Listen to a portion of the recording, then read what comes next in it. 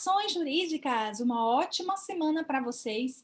Eu venho aqui registrar minha gratidão pelos feedbacks que eu tenho recebido acerca desse quadro Me Atualiza, onde eu me propus a trazer ao debate decisões, situações que foram objeto de notícia ou que ocorreram na última semana, para que atualize aí os nossos nobres colegas, a nossa comunidade. Hoje eu separei 7 decisões sobre especialmente o âmbito trabalhista para falar com vocês. Mas antes disso, eu queria aproveitar esse momento inicial para pedir que, se você não está inscrito no canal, se inscreva, deixe seu like no vídeo, comente aqui abaixo o que você tem achado. Se você quiser o número de alguns dos julgados que eu estou mencionando, é só solicitar que eu teria o maior prazer de te informar. E também envia esse vídeo para os seus colegas, para a sua rede de contatos, para que juntos possamos aí fomentar o mercado jurídico, trazendo aí, comentando as decisões, atualizando a nossa comunidade, tá certo? Eu separei, então, como eu disse, 7 decisões para falar nessa terceira edição do quadro Me Atualiza. A primeira decisão, ela foi manchete o ano passado na verdade, houve uma grande repercussão nacional aí de uma das maiores churrascarias do país, que tem uma rede de churrascaria. Aqui em São Paulo, por exemplo, tem várias delas, tá? E no último dia 6 de março, o que aconteceu? A Fogo de Chão deve reintegrar funcionários e pagar uma multa por dano moral coletivo no valor de 17 milhões de reais. E além das obrigações dessa ação civil pública movida pelo Ministério Público do Trabalho, ela não pode demitir coletivamente os seus empregados, ou seja, existe uma obrigação de abstenção de demissão sem uma prévia negociação coletiva. Vale lembrar que o ano passado, como eu mencionei, houve a manchete de que ela demitiu os funcionários sem pagar a multa do FGTS. O ano passado, ainda em meados do ano passado, ela conseguiu, no TST, por exemplo, o direito de não ter que reintegrar os funcionários da unidade lá de Brasília. Ainda o ano passado, em julho, ela conseguiu também que não precisaria reintegrar os trabalhadores dispensados lá perante o TRT da primeira região, tá? Só que o que acontece?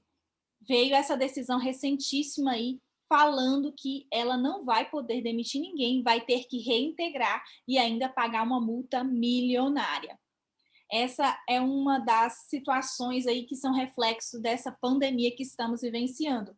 Vale lembrar que nós tivemos já várias decisões aqui, por exemplo, no TRT da segunda região, em vários TRTs, falando que não se aplica o fato do príncipe, ou seja, se houve a demissão do empregado, a empresa vai ter que custear todas as verbas trabalhistas, tá? A segunda decisão que eu quero falar com vocês é a respeito da prestação de serviços simultâneos a vários tomadores. O que acontece? Existem algumas empresas terceirizadas que disponibilizam seus funcionários para que eles prestem serviços a várias empresas. E aí tinha esse impasse de falar, mas é só uma empresa que aquele empregado é vinculado diretamente. Veio o TST e falou que a responsabilidade subsidiária não veda a condenação simultânea quando há prestação de serviço a vários tomadores ao mesmo tempo. Tá? Então, todas as empresas dos quais são beneficiadas aí pelo trabalho daquele prestador de serviço serão responsáveis subsidiárias. Não existe uma limitação à súmula lá 331 do TST, portanto, devem ser responsáveis. A terceira decisão que eu quero comentar com vocês diz respeito a um tema muito pertinente e que causa algumas discussões acerca do valor que deve ser pago, o salário, entre aspas, dos presos, daqueles que estão prestando serviços, mas estão encarcerados. Nós sabemos aí que uma pessoa condenada que passa a trabalhar geralmente aí em regime semiaberto, ele tem direito de receber, obviamente, aí pelo trabalho prestado. Mas essa relação se diferencia de uma CLT, e foi isso que o STF, num plenário aí de 4 votos favoráveis e 4 votos contra e 7 favoráveis, estabeleceu aí que o valor da remuneração dos presos que trabalham, obviamente, é de 3/4 do salário mínimo. No voto, ao longo do voto, eles explicam essa condição diferenciada, que nós não estamos falando de um regime CLT. Vai lembrar que o preso, uma vez que presta trabalho, aí ele tem o direito de trabalhar, e por essa razão de ter aí a sua pena reduzida a cada 3 dias de trabalho, 1 dia de pena. Então, além desse benefício aí penal, ele também tem direito de receber, e aí seria o piso aí 3/4 do salário mínimo. A quarta decisão que eu quero comentar com vocês diz respeito às horas extras, porque nós temos aí algumas categorias diferenciadas. A CLT ela é clara, dizendo aí sobre que não há um controle de jornada, por exemplo, em trabalho externo. Só que quando se fala de motorista, nós tivemos alterações aí em 2012 e essas alterações trouxeram algumas repercussões. E aí tivemos aí o TST julgando um processo dizendo que o motorista não tem direito a horas extras na espera de carga e descarga do caminhão, tá?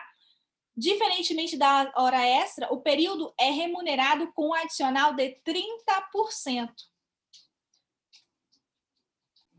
A quinta decisão diz respeito à gratuidade. O TST decidiu num processo em que o salário superior a 40% do teto máximo da Previdência Social não afasta o direito à gratuidade, tá?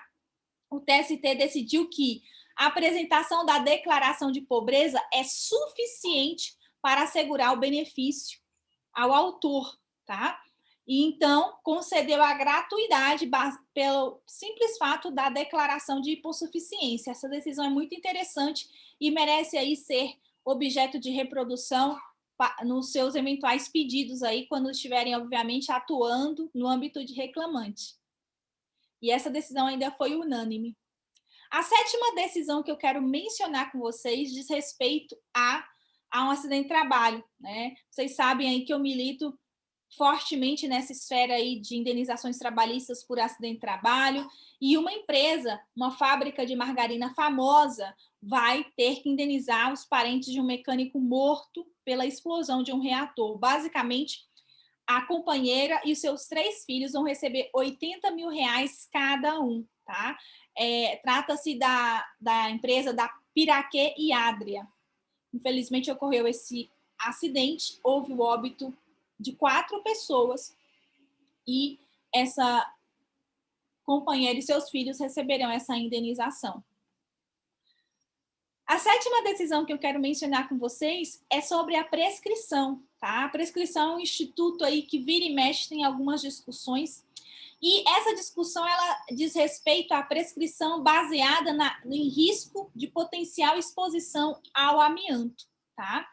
Porque uma coisa é clara, a gente sabe que existe até uma súmula do STJ que fala que começa a prescrição para um pedido de indenização a partir do momento do conhecimento da incapacidade ou da consolidação, né?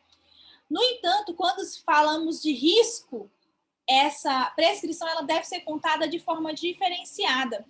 E, nesse sentido, foi o que decidiu o TST, tá? Dizendo aí que a prescrição conta-se a partir do início da exposição ao risco.